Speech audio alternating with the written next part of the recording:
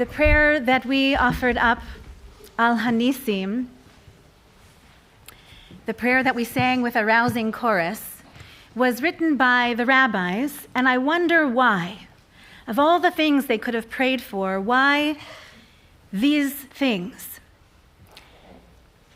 When they retell the story of Hanukkah, they say to God, "With great compassion, you stood by our ancestors in their time of trouble, and you defended their cause, and you judged their case, and you avenged them."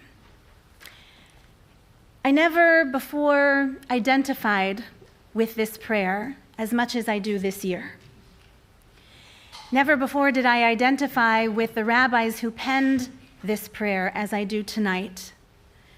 Why did they write it this way? Because this is what they longed for in their own day, that God's compassion would bring God to stand by them in their own time of trouble, defend their cause in their own day, to judge their case for all the world to witness, and to avenge those who do them harm. That is our prayer today. It's not a complicated prayer. It's straightforward and clear. And I think we're finding ways to be more straightforward and clear about articulating our prayers. What do we need? What do we long for? What do we ask for? What do we demand? There are many horrific and heroic stories coming out of Bondi Beach, and I'll share just one of them with you tonight. You may have heard what the Rebbitzin of the Chabad house in Randwick had to say. She said that they have a large menorah outside their house, and it's lit all year round, not just on Hanukkah. Since October 7th, she says that she and her husband, the rabbi, feel that it needs to be lit and witnessed every day throughout the year. And it stands just outside their home, and they've received, over these last 2+ years, positive reinforcement from their neighbors and passers-by. So when she and her children were at Bondi Beach and survived the attack and returned to their home in Randwick, her children begged her, "Turn off the menorah.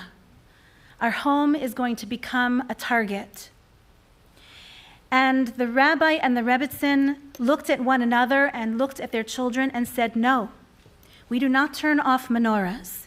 We do not hide our kippot." But the sons kept crying and begging them, "Please turn it off." And so as a mother who says, "My first responsibility is to protect my own children," she said, "I turned it off." And the next day, neighbors walked by and noticed that the large menorah, which had been lit for more than 2 years, was suddenly turned off.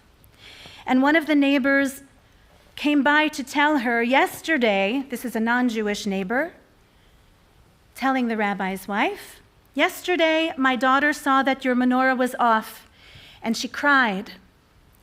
And she said, 'Look, Mom, they're turning off their menorahs. The evil cannot win.'"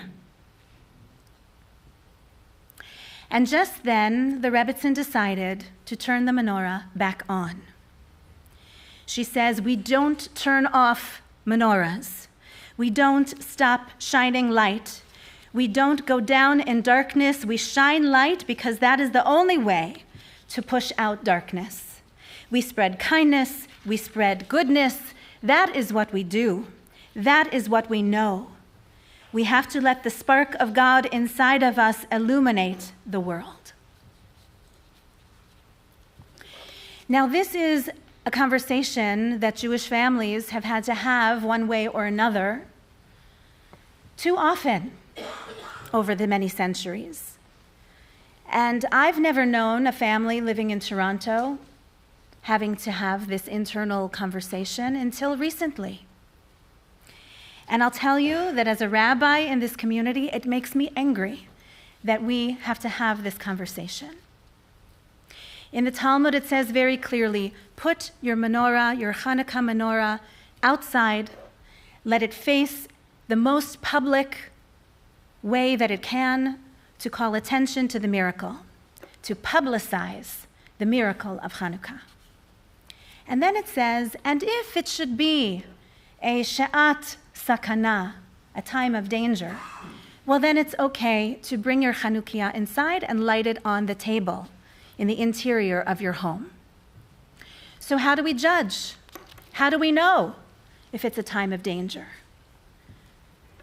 This mother in Randwick wasn't sure. She vacillated. It was an honest conversation that she had with herself, with her children, with her husband, with her neighbors. How do we know if it's a time of danger? If we should light the menorah publicly or privately? Well, I'm proud to report that Hanukkah menorahs are being lit all across this city, all across this country, all across this world, sending a message to anyone whose heart is filled with hate, anyone who sympathizes with terrorists. You will not frighten us today. And our light will shine brighter than anyone's hatred. And we can't do it alone. Those beautiful little lights are not enough, even when they're in the window. We cannot do it alone. The strongest weapon against anti-Semitism is the clarity and the courage of non-Jews who will speak out. Do you know the story, maybe 30 years old by now, from Billings, Montana? When someone sent a brick through the window of a Jewish family's home, and this is a town where there aren't many Jews, and the story was reported, and the local news picked it up, and the very next day, the newspaper told the story and had a picture of a Chanukiah printed in black and white, so that everyone from Billings would know what a Hanukkah menorah was. And something miraculous happened.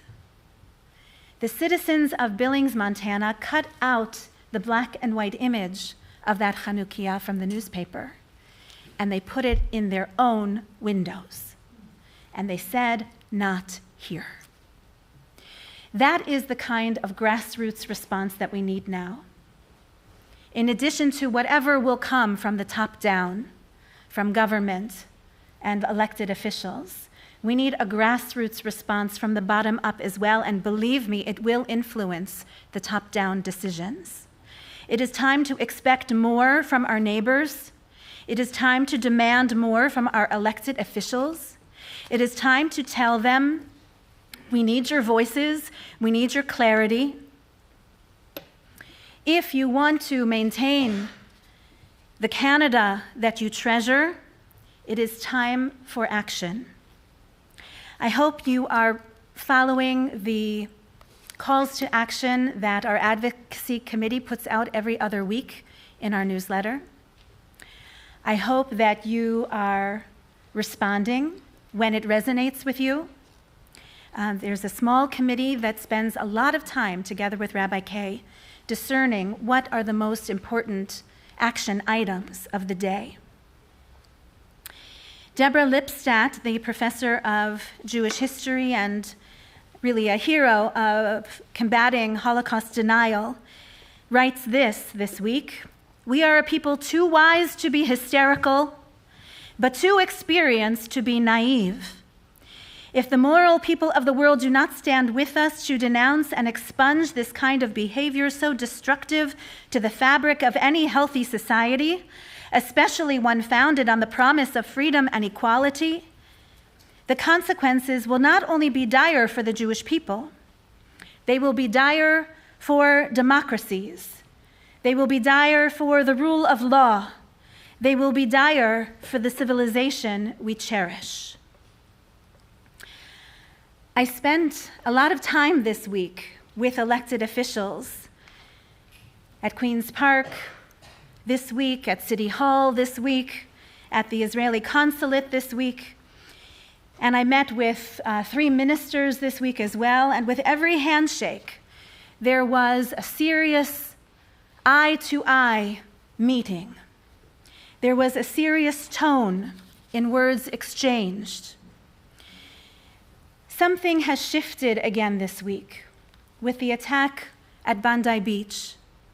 I believe it's because not only do Canadian Jews identify with Australian Jews, we have a common history, but Canada identifies with Australia. And so today, I was pleased to read that City Council is calling for intergovernmental commissions, a coordinated effort to combat anti-Semitism. This announcement is long overdue, in my opinion, having gotten caught many times in the, you got to go to that office, you got to go to that office. That's not my jurisdiction. That's been going on for too long a time now. And so I'm glad for this announcement. It is very necessary, and I pray that it will come to swift and serious decision-making for our city and for our province and for our country. In anticipation of a community-wide gathering that we hosted last night, which was really terrific, thank you, Ashkenaz, thank you, Cantor Rosen, thank you to all the teachers and all the participants who came. In anticipation for that celebration, I came across a little teaching by the Jewish historian of the first century, Josephus, and he asks out loud, why is this holiday called the Festival of Lights? And he does his best to answer, saying, this name is given to Hanukkah, I think, because of the fact that the right to worship appeared to us like a flash of light at a time when we hardly dared to hope for it. At a time that we hardly dared to hope for it. It should not take daring to hope for religious freedoms. Not here. Not now. It shouldn't take daring to say, I'm going to shul tonight. It shouldn't take daring to light some little candles in the window. It shouldn't take daring to wear a kippah in public places. It isn't asking too much to be able to send our children to school without fear. And it shouldn't take daring or courage either to speak freely, to express our love for our ancestral homeland in Israel. And yet somehow, we're told today that it should require daring or courage. And so let us not allow this to become the normal. We need to push back and say, I will not be courageous. I will only be a Jew. And I will only embrace the rights that this country affords me. That isn't asking too much. Just before the last Shabbat, we caught glimpses of a video that was made a year ago or more. A Hamas propaganda video about the beautiful six being allowed to light Hanukkah candles underground where there was hardly any oxygen for the light to catch. And my heart broke all over again, watching the beautiful six sing Hanukkah songs and wishing one another a Chag Sameach, and even offering up a Shehechianu. And one told the other, let's sing Ma'oz Tzur. And one told the other, you know, throughout our history, there has been another verse added to that song. And then one said to the other, maybe we should write a new verse for today. Ma'oz Tzur, from the early 15th century in Germany, includes a verse for each stage of our history, telling and retelling stories of past redemptions so that we can be reminded if it could happen then, it could happen now. The redemption of Egypt, the redemption from Babylonian exile, the redemption from Persia, the redemption from Antiochus's tyranny in the Hanukkah story. And since then, more and more verses have been added. And if you look carefully, there's an acrostic that runs throughout the verses. And you can see the name of the author was Mordechai. And then if you continue on down, looking at the first letters of the verses, you see he says not only, my name is Mordechai, but he includes then 3 more letters, Chet, Zayin, Kuf, Chazak, be strong. And that is the message that he sends down to us to this very day. And so I'll offer my best shot at a new verse for Ma'oz Tzur. And it's another acrostic taking the lead of Mordechai, the author of this poem. And so you can hear the word strength woven down from line to line. I'll conclude with this prayer, a Ma'oz Tzur verse for our time. Strengthen us, O God, and we shall be strong. Through you and your protecting shield will our dedication and our rededication be known to all the world. Rescue us from the threats from within and from without. Enemies be warned. We know the secrets of survival. Never again may be the battle cry, but goodness is our ultimate weapon, a symbol of God's truest power. There seems no end to the days of evil's rule, ve'ein kates limei hara'ah. But how can it be so when you, O God, are the rock of our rescue? Ma'oz Tzur. Amen.